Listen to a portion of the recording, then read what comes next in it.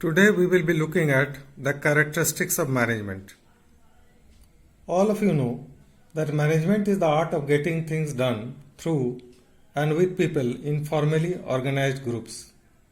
That means the work of management is to coordinate the efforts of the people in a group to accomplish certain objectives. What are the characteristics of management?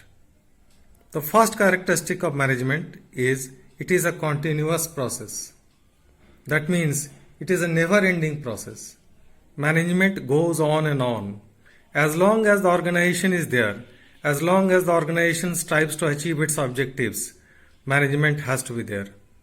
The organization may be business or it may be non-business, but it has to accomplish its objectives, and in order to do that, we require management. The second characteristic of management is goal oriented. Management aims to achieve economic and social objectives. It exists to secure certain results. The success of management is measured by the fulfillment of the desired goals. Therefore, management, we call it a purposeful activity. Management is always for a particular purpose. Management always strives to achieve certain goals. The third characteristic of management is it is pervasive. Management is required in all types of organizations, whether it is big or small, whether it is a business or non-business. It is all pervading. The basic functions of management are performed at every level of authority, whether it is top level, middle level or lower level. Next is, it is a group activity. Now what do you mean by group activity? It means the activities of a group. Management is concerned with the efforts of a group of people. It unites the efforts of different members of the group so that it can function as a team and accomplish the objectives of the team. It implies the skill in getting things done through group efforts. It involves teamwork. That is why we call management as a group activity. Next is, management is multidimensional. Now when we talk of multidimensional, we talk of three aspects of management: work, people and operations. Now when we are talking of work, that means it is discussing about the tasks that management is doing, the work that management is doing in any organization. When we talk of people, management has to get the goals accomplished through people, and therefore management has to deal with the people working in any organization. And when we talk of operations, operations means the different processes, the methods that are used to fulfill the objective of the organization. Therefore we say that management is multidimensional. It has not only one dimension, but it has several dimensions. Next is, management is dynamic. What do you mean by dynamic? It means that it is not static. Management is performed continuously so as to mold the policies and practices of the organization according to the changes in the business environment. And since business environment is constantly changing, management also has to change.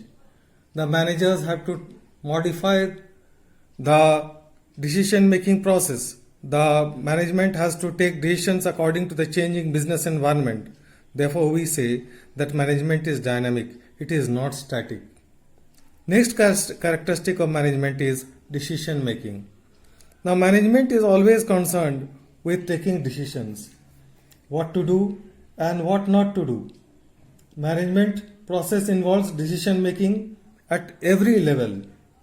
Every situation has alternative courses of action, and the management has to decide which course of action is the best so that it requires least efforts to accomplish the goal. Next characteristic of management is it is intangible. What do you mean by intangible? Something which cannot be seen, which is not tangible. Management is also an invisible force.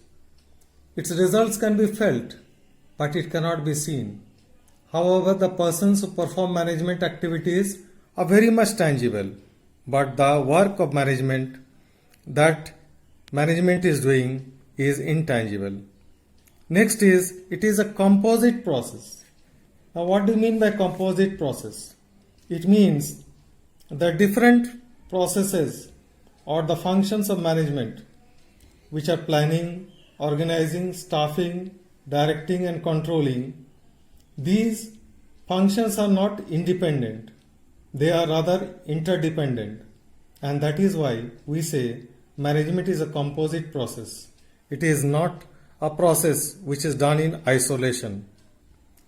The next characteristic of management is management signifies authority. Now, when we say that management tries to accomplish certain goals, in order to fulfill these goals, it has to have some authority. And management is that particular activity which signifies authority. Management without authority will not lead to results, and management with authority will lead to results. Next is leadership. What do you mean by leadership? Management must be capable of inspiring, motivating, and winning the confidence of the people who are working in the group. A well-motivated employee performs better than a non-motivated employee. Therefore, the work of management is to be a leader, to lead the people who are working in the organization so that the goals of the organization can be achieved in a more effective and efficient manner. The next characteristic of management is a science as well as art. Now, why do we say that management is a science as well as an art? Now, science has a cause and effect relationship. If certain things are done, we will have certain results. So, we can say that management is also a science because management processes lead to certain results which are present everywhere. And management is art also. It is the art of getting things done through others, and therefore it requires a lot of practice, it requires skill. So we say that management is a science as well as an art. Next characteristic of management is multidisciplinary. What do you mean by multidisciplinary? It means that management is not only confined to a particular discipline, but knowledge of management is derived from several disciplines such as economics, sociology, psychology, anthropology, etc. to secure the desired results. And therefore, we say that management is multidisciplinary. It does not take only the knowledge from a particular discipline, but it takes knowledge from several disciplines and incorporates them in order to have the desired results. Nature of management. Management as a science. Science means a systematized body of knowledge which can be acquired through observation and experiments. It consists of universally accepted principles which establish relationship between cause and their effects. If you look at the essential features of science, they are as under: number 1, systematized body of knowledge; number 2, principles based on observations and experiments; number 3, cause and effect relationship; and number 4, universal validity of the principles. So how can we say that management is a science? If you look at the first point of science, that is, it is a systematized body of knowledge.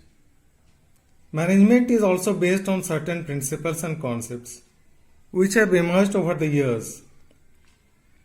Success of an organization depends on how well these principles of management are applied by the managers in a particular situation.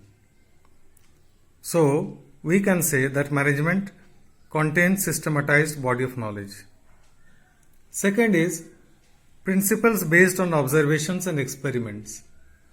Management knowledge has been built up through continuous observations and experiments. Management experts and practitioners have developed the knowledge after careful analysis, inquiry, and experience. The principles of management make use of scientific methods of observation and analysis. The methods of observation used in management are not completely objective because management deals with human beings. Therefore, the methods that are used in management is not so objective because the behavior of human beings cannot be scientifically predicted. But still, we can say that management principles are based on observations and experiments. Third is cause and effect relationship. Principles of management establish a cause and effect relationship between various factors. For example, dual subordination leads to confusion. So there are principles, many such principles like that, where we can find that there is a cause and effect relationship. If something is done, the effect will be this, and so on. The fourth point is universal validity of the principles. Management principles have universal validity and applicability. The fundamental principles of management are applicable everywhere. Their results can be tested and verified. Therefore, we can say that management is a science.